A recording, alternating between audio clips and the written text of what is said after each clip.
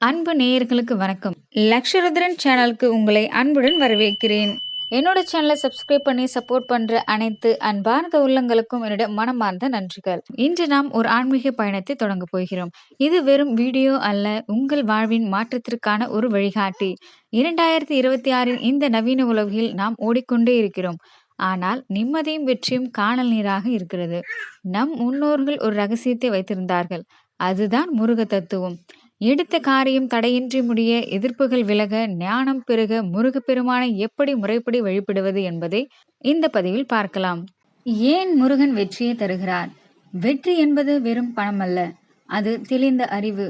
முருகப்பெருமான் சிவனின் அம்சம். நம் உடலில் இருக்கும் 6 சக்கரங்களின் குறியீடுதான் முருகனின் 6 முகங்கள். உங்கள் மூலாதாரத்தில் இருக்கும் ஆற்றலை சகசிராரத்திற்கு ஏற்றி வெற்றியை தருபவர் அவர். அவர் கையில் இருக்கும் வேல் என்பது உங்கள் முதுகுத்தண்டின் அடையாளம். அறிவு கூர்மையாக இருந்தால் எந்த பிரச்சனையும் பிளந்து கொண்டு முன்னேறலாம். இதை உணர்ந்து வழிபடும் போது கடவுள் வெளியே இல்லை, உங்களுக்குள்ளேயே இருக்கிறார் என்பது புரியும். எளிய வழிபாட்டு முறைகளை பற்றி கூறுவதற்கு முன்னாடி உங்களிடம் ஒரு கேள்வி. உங்களுக்கு மனசு கஷ்டமா இருக்கும்போது எந்த முருகர் கோயிலுக்கு போக பிடிக்கும்? பழனியா, திருச்செந்தூரா, இல்ல உங்க ஊர்ல இருக்கிற சின்ன கோவிலா? கமெண்ட்ஸ்ல சொல்லுங்க. ஏன்னா பக்தியும் பகிர்தலும் தான் மனசுக்கு அமைதி தரும். வாங்க இப்ப எளிய முறை வழிபாடுகளை பார்க்கலாம். முதலில் செய்ய வேண்டியது தினசரி காலை வழிபாடு. தினமும் காலையில் பிரம்ம முகூர்த்தத்தில் எழுவது விசேஷம். முடியாவிட்டால் சூரிய விதத்திற்கு மின் எழுந்து விடுங்கள். குளித்து முடித்து நெற்றியில் திருநீறு அணியுங்கள். விபூதி என்பது ஆணவத்தை எரித்த சாம்பல். சொல்ல வேண்டிய மந்திரம் ஓம் சரவண பவா. இந்த மந்திரத்தை சத்தமாக சொல்ல தேவையில்லை, மனதிற்குள் மூச்சு காற்றோடு கவனித்து சொல்லுங்கள்.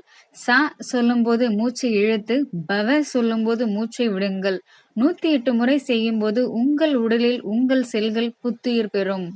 அடுத்தது வேல் தியானம். உங்கள் பூஜை அறையில் ஒரு சிறிய வேல் இருந்தால் அதன் நுனியை 1 நிமிடம் உற்று பாருங்கள்.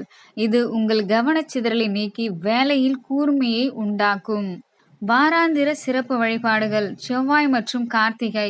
வாரம் ஒரு முறை செவ்வாய்க்கிழமை அன்று நீங்கள் செய்ய வேண்டிய ஒரு விசேஷ வழிபாடு இது.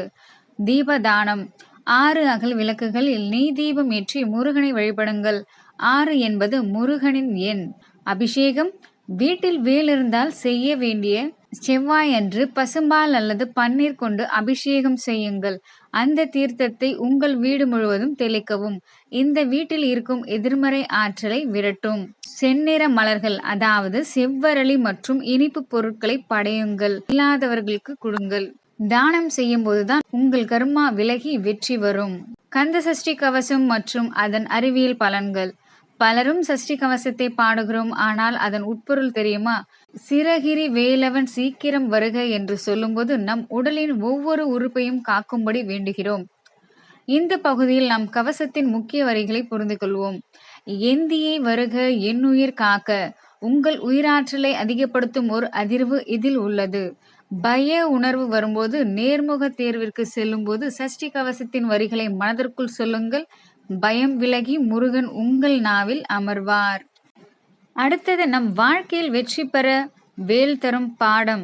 முருகன் ஒரு போர் வீரன். சூரபத்மனுடன் போர் புரியும் போது அவர் கலங்கவில்லை. அதுபோல தொழிலில் நஷ்டம் வந்தாலோ வேலையில் அழுத்தம் இருந்தாலோ முருகனிடம் சரணடையுங்கள். ஒரு சின்ன பயிற்சி. தினமும் இரவு தூங்கும் முன் இன்று நடந்த நல்ல விஷயங்களுக்கு நன்றி முருகா, நாளை என் செயல்கள் உன்னுடையது என்று ஒப்படைத்துவிட்டு தூங்குங்கள். இதை 21 நாட்கள் தொடர்ந்து செய்யுங்கள். உங்கள் ஆழ்மனம் வெற்றிக்காக தயாராகிவிடும். உங்கள் இலக்குகளை ஒரு காகிதத்தில் எழுதி முருகனின் பாதத்தில் வையுங்கள்.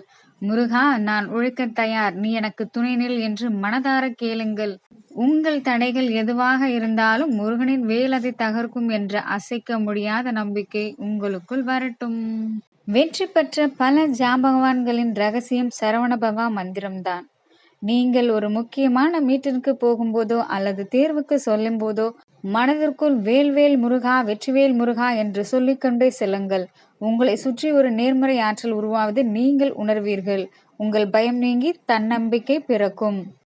இது எப்படி 5 நிமிட வழிபாடாக இருக்கும் என்று நீங்கள் யோசித்தால் இதோ இப்படி. நிமிடம் 1. தூய்மை. அதாவது முதலில் ஒரு அகல் விளக்கு ஏற்றுங்கள், அது உங்கள் இருளை நீக்கும்.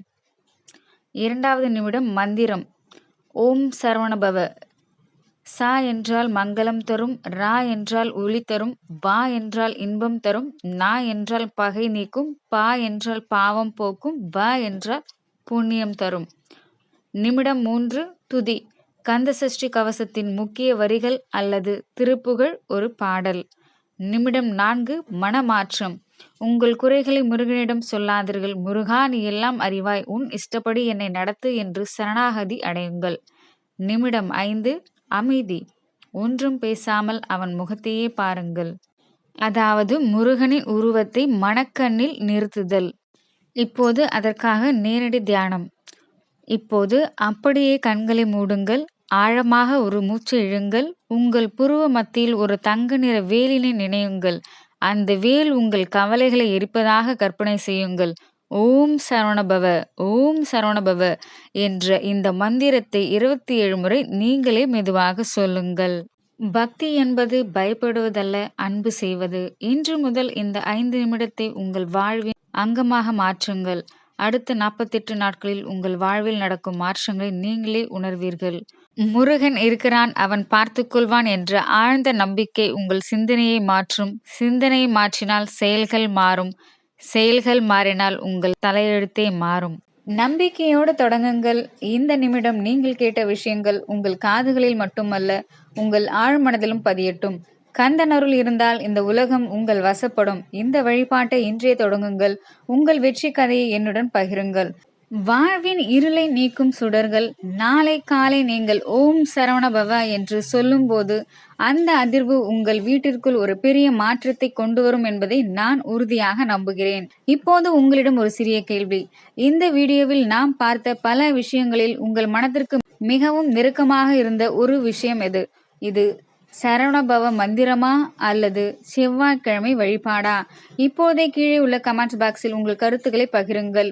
உங்கள் ஒவ்வொரு கமெண்டையும் நான் தனிப்பட்ட முறையில் படிக்க காத்திருக்கிறேன்.